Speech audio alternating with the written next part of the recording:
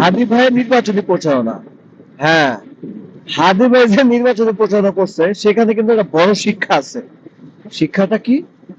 যখন নির্বাচনী প্রার্থী নিজের টাকা দিয়ে করবে, তখন কিন্তু সে টাকা চুরি করার ধান্দা করবে। দেখেন, রিসেন্টলি অনেক নেতা যারা হচ্ছে ঋণ খেলাপি আছে, তারা বলতেছে যে নির্বাচনের পরে টাকা ফেরত দিয়ে দিবে, ঋণ খেলাপি থেকে সে মুক্তি নিবে।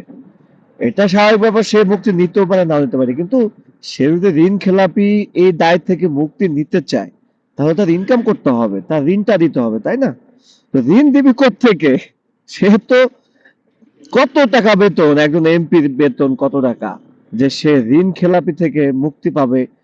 হ্যাঁ, লাখ লাখ টাকা সে ঋণের টাকা দিয়ে দিবে একবারে এমপি। যাই হোক, তো যখন একজন প্রার্থী সে নিজের টাকায় যখন নির্বাচন করে, তখন কিন্তু সে চুরি করার ধান্দায় থাকে। আর যখন একজন প্রার্থী সে জনগণের টাকায়, জনগণের আকাঙ্ক্ষা যখন সে নির্বাচন করে, তখন কিন্তু সে জনগণের কাজ করে, তার দায় চলে আসে যে এই লোকগুলাই আমাকে সাহায্য সহযোগিতা করে আমাকে এমপি বানাইছে, তার জন্য আমার করতে হবে। সাপোজ একটা লোককে যদি আপনি পড়াশোনা করিয়ে আপনার খরচে সবকিছু দিয়ে যদি আপনি তাকে ডাক্তার বানায় দেন, তখন কিন্তু সেই ডাক্তার, সেই ছেলেটা আপনার কাছে কোনদিন ফিস চাইতে পারবে না।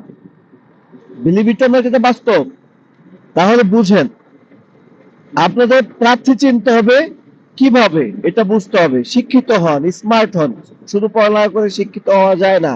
স্মার্ট হইতে গেলে বুদ্ধি থাকতে হবে এমন অনেক না, অনেক বুদ্ধি থাকতে হবে এমন না। যেহেতু আমাদের কাছে সুযোগ আসছে প্রার্থী নির্বাচন করা, আমাদের কিন্তু সুযোগটা কাজে লাগাইতে হবে সঠিকভাবে, স্মার্টলি, বুদ্ধির সাথে। ধন্যবাদ।